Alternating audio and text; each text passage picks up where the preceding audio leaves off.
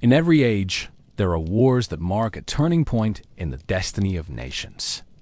Wars that consume not only armies and rulers, but entire peoples, leaving behind ruins, ashes, and stories that echo long after the blood has dried. In the history of Westeros, one conflict stands above all others in its mixture of grandeur and tragedy: the Dance of the Dragons. A war fought not between strangers or foreign powers, but within a single family. A war of brother against sister, son against mother, dragon against dragon. And in its firestorm of ambition, betrayal, and vengeance, the House of the Dragon, once invincible, once the unchallenged masters of the realm, sealed the beginning of its own downfall. Welcome to a history not of myth, but of men and women who believed themselves destined by blood and flame. This is the story of how the Targaryens, lords of dragons, tore their dynasty apart from within, and how the mightiest creatures ever to soar the skies perished in fire and fury. Before the storm of civil war, there was peace, or something that resembled it. King Viserys I Targaryen sat the Iron Throne, ruling from the great hall of the Red Keep in King's Landing. His reign was remembered as prosperous, gentle, and in many ways unremarkable. Yet beneath the calm, fault lines spread, invisible to some, glaring to others. For the question of succession, who should inherit the crown when the king was gone, lingered over the realm like a shadow, growing longer as Viserys aged. Viserys had no son, at least not at first. His only surviving child from his first marriage was a daughter, Princess Rhaenyra. From her earliest days, she was bright, bold, and willful, beloved by her father and chosen as his heir. In a grand ceremony, lords of the realm bent the knee to her, swearing to uphold her claim to the Iron Throne when Viserys' reign ended.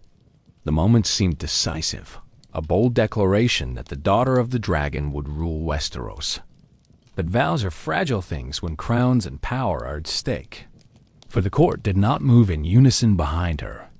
In the shadows stood Queen Alicent Hightower, Viserys' second wife, who bore him sons in the years after Rhaenyra had been declared heir. To Alicent and her allies, tradition dictated that a king's son, not his daughter, must inherit the throne. And so the seeds of division were sown, seeds watered by whispers, ambition, and quiet resentment, until at last they would erupt into open war. The contrast between Rhaenyra and Alicent only sharpened the rift. Rhaenyra, proud and passionate, carried the fire of her Targaryen blood openly. She was loved by some, feared by others, and resented by many who believed a woman should not sit upon the Iron Throne. Alicent, pious, calculating, and politically shrewd, played her role with patience, weaving her influence through courtly alliances. Each woman stood as a rival queen in all but name, and around them, factions formed. The Blacks, who supported Princess Rhaenyra's right to rule, and the Greens, who rallied to Queen Alicent and her sons. It was not yet war, but the kingdom lived on the edge of it. Every feast, every marriage, every council meeting became a battlefield of gestures, words, and symbols. A green gown worn by Alicent at a feast was no accident. It was a signal, a declaration of her family's strength. Every dragon that answered to a Targaryen added weight to their cause, for these beasts were weapons unlike any in history, their fire capable of burning armies and cities alike. When King Viserys I finally breathed his last, the storm could no longer be contained. His death should have seen Rhaenyra ascend as the first ruling queen of Westeros, for she had been named heir and sworn to by lords of the realm. But power is not a matter of oaths alone. In the Red Keep, with the king's body scarcely cold, Alicent and her allies moved swiftly.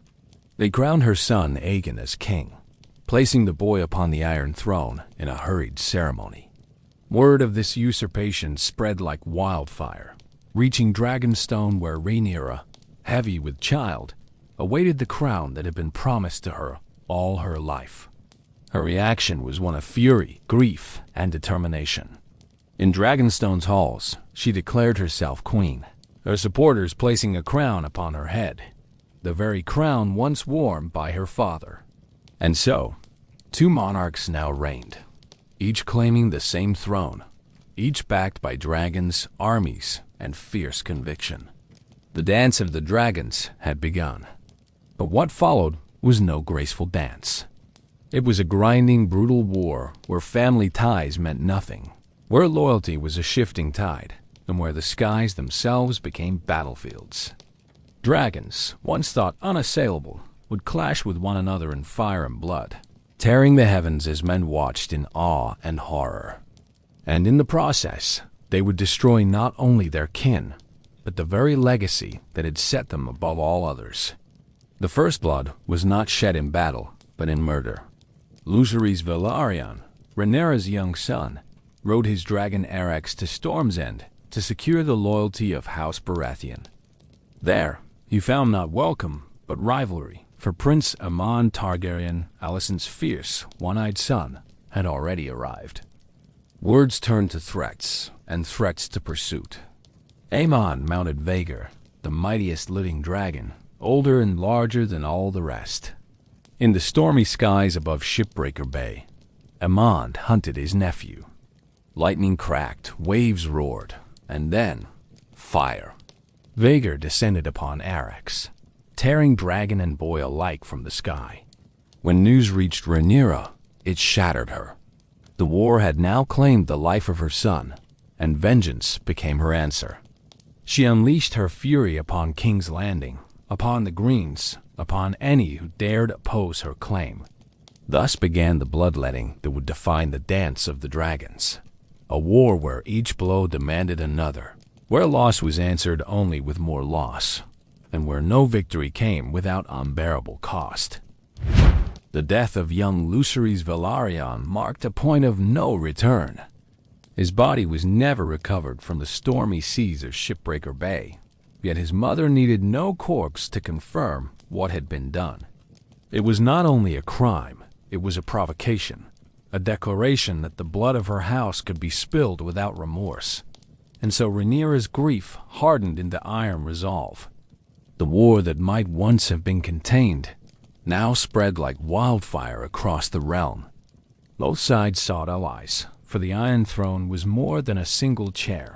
It was a symbol of dominion, a prize that required the backing of lords both great and small.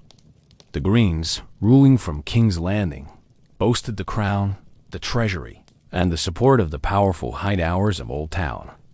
The Blacks, holding Dragonstone and later Harrenhal, wielded the loyalty of House Velaryon, the greatest naval power in Westeros. But above all else, they possessed dragons, many dragons, young and untested though some were. The realm itself fractured. Some lords declared swiftly for Aegon, seeing in him the traditional image of a male king. Others, honoring their oaths, bent the knee to Rhaenyra. Many wavered, measuring which side would rise, which would fall, and which choice would ensure their survival. Soon the war spilled beyond the chambers of council and into the fields of fire. The first great battle came at Rook's Rest, where Sir Criston Cole, the Kingmaker, led a host of green soldiers to secure the castle. Queen Rhaenyra's forces responded with dragonfire. Princess Rhaenys, the queen who never was, soared into the skies on Meleys, the Red Queen. Yet even her courage could not overcome the trap laid before her. King Aegon II himself, riding the Golden Sunfire, descended with his brother Aemond upon mighty Vhagar.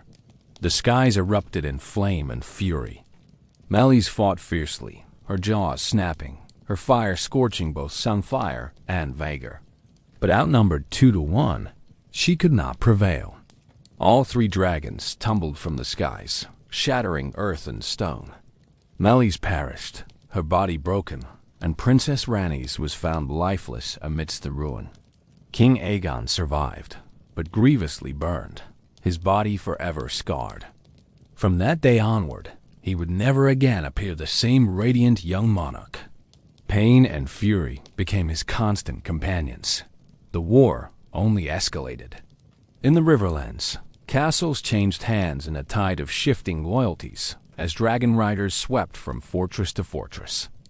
Townsfolk who once gazed in awe at the majesty of dragons now cowered in terror, for the beast had become weapons of vengeance.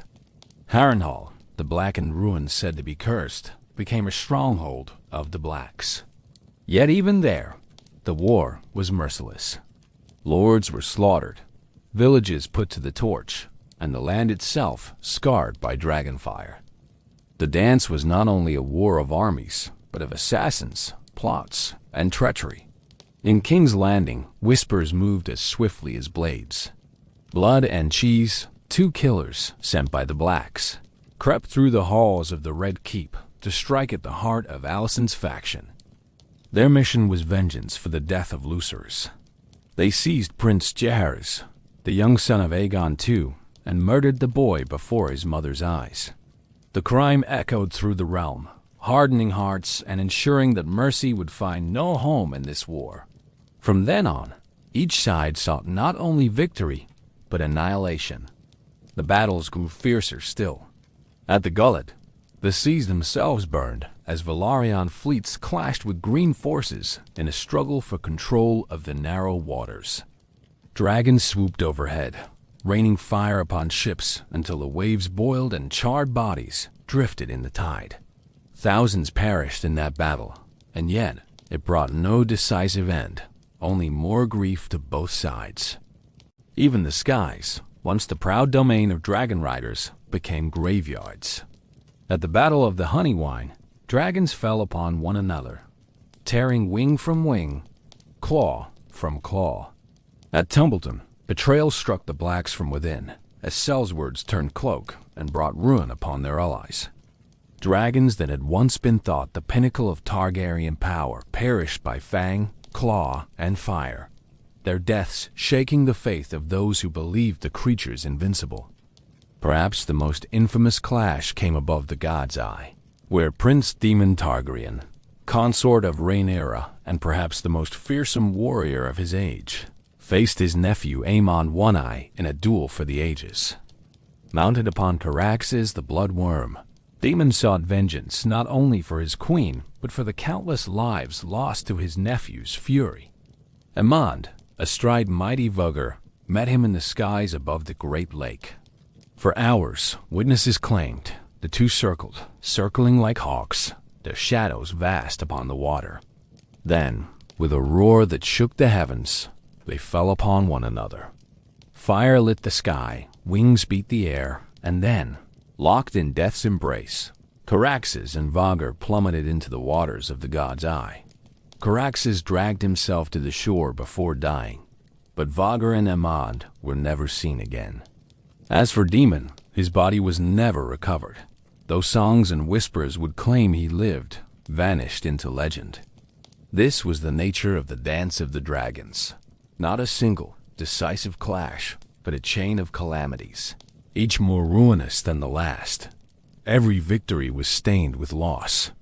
Every triumph left scars too deep to heal. And still the war raged on, devouring all in its path.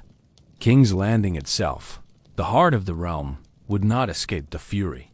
In time, the Blacks succeeded in seizing the city. Rhaenyra, her claim finally within reach, entered the capital as queen. Yet the throne she had long desired offered no peace.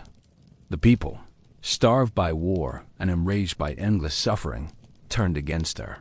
Riots swept through the streets, and the small folk, once voiceless, rose in fury. They stormed the dragon pit, where the great beasts were chained, and in a frenzy of fear and defiance, slew the dragons within. It was an act both astonishing and horrifying. Peasants armed with stones, spears, and torches, rising against creatures of fire and legend. Dragons, who had ruled the skies for generations, fell screaming to the mob. This moment marked a turning point. For all her strength, Rhaenyra found herself Queen of Ashes, ruling a city that despised her, haunted by the corpses of her children, and bereft of the dragons that had once been her pride. Her reign, short and bitter, was brought to an end not by strangers, but by her own blood. Captured at last by her half-brother, King Aegon II, she was fed to some fire, devoured alive before the court. A cruel and terrible fate for the woman who had been promised a crown since her girlhood. Yet if Aegon thought his triumph complete, he was mistaken. His body broken, his spirit scarred, and his kingdom shattered. He sat upon the Iron Throne as a hollow victor. The war had claimed too much. Dragons slain, heirs dead, the land itself bleeding. The might of House Targaryen was broken, not by foreign invasion, but by the fire of its own ambition. The dance of the dragons did not end with a single decisive stroke, but with exhaustion. By the time Queen Rhaenyra met her cruel fate at the hands of her half-brother, the realm itself had been bled nearly dry. The great houses of Westeros, once bound in uneasy peace, had torn each other apart in fealty to one claimant or another. Fields lay scorched, towns were reduced to cinders, and countless small folk had perished nameless in a war they had never chosen. King Aegon II, though victorious in the moment, ruled over little more than ruin. His body was a map of scars, his dragon Sunfire maimed and barely able to fly, and his spirit heavy with the weight of all that had been lost. Even his triumph proved hollow, for not long after Rhaenyra's death, he too was slain, poisoned by those who once called him king. His reign, like hers, ended in fire and betrayal. In the aftermath, the surviving lords and ladies of Westeros gathered not to continue the bloodshed, but to salvage what little remained. The war had consumed nearly all of Rhaenyra's and Aegon's children, but one fragile branch endured. A boy, Aegon the Younger, son of Rhaenyra, was placed upon the throne. His rule began not in triumph, but in mourning. The boy king inherited a realm shattered and weary. He also inherited something else. The terrible memory of dragons chained and slaughtered, of skies once filled with fire now empty. For though dragons had once been the symbol of Targaryen power, by the end of the dance they were all but gone. Only a handful survived, weak and stunted, shadows of their former glory. In time, even these would die out, leaving only bones and songs. And so the very creatures that had carried House Targaryen to conquest, that had made them the unchallenged rulers of Westeros, perished in the fire of their master's civil war. The Dance of the Dragons was not merely a dynastic struggle. It was the twilight of an age, the turning point when the Targaryens ceased to be gods upon the earth and became merely kings, bound to the same mortal frailties as the rest of mankind. Historians and singers alike would debate for centuries the meaning of the dance. Was it inevitable, born from the pride of a house that placed blood and fire above wisdom? Was it the folly of men and women who could not bear to share power? Or was it, as some whispered, the curse of dragons themselves, whose might sowed the seeds of hubris and destruction? Whatever the answer, the consequences were undeniable. The Targaryens won their war, yet in victory they lost the very thing that had made them extraordinary. For the people of Westeros, the Dance of the Dragons was a lesson written in ash and bone. It showed how fragile even the greatest dynasties could be when divided, how ambition unchecked could consume families and kingdoms alike, and how power, once thought eternal, could vanish within a single generation. And yet, though the dragons are gone, their memory endures. In the ruins of Harrenhal, in the stones of Dragonstone, in the songs of bards and the whispers of old mesters, the tale of the dance lives on. It is remembered as both warning and wonder, a story of greatness undone by its own hand. The House of the Dragon became not only rulers, but legends, and legends, once born, never truly die. This, then, is the legacy of the Dance of the Dragons. Not only the death of dragons, not only the fall of kings and queens, but the enduring reminder that history is not shaped by destiny alone. It is shaped by choices, by rivalries, by the passions and follies of men and women who believed themselves immortal, yet proved as fragile as any who came before them. And so we centuries later look back upon their tale not as fantasy, but as history, a history of fire and blood, of power and its cost, of a house that rose higher than any before it, only to be consumed by its own flames. If this history has stirred your curiosity, if you found yourself drawn to the tragedy and grandeur of the Targaryens, I invite you to continue exploring with us. Share your thoughts in the comments. Whose side would you have chosen in this bitter war, the Blacks or the Greens? And if you wish to journey further into the past and future of House Targaryen, remember to join us again. Like this tale, if it has left its mark, subscribe so you may not miss the next chronicle, and ring the bell to be summoned when the story continues. For though the dragons are gone, the memory of their dance endures. And as long as we tell their story, the House of the Dragon will never be forgotten.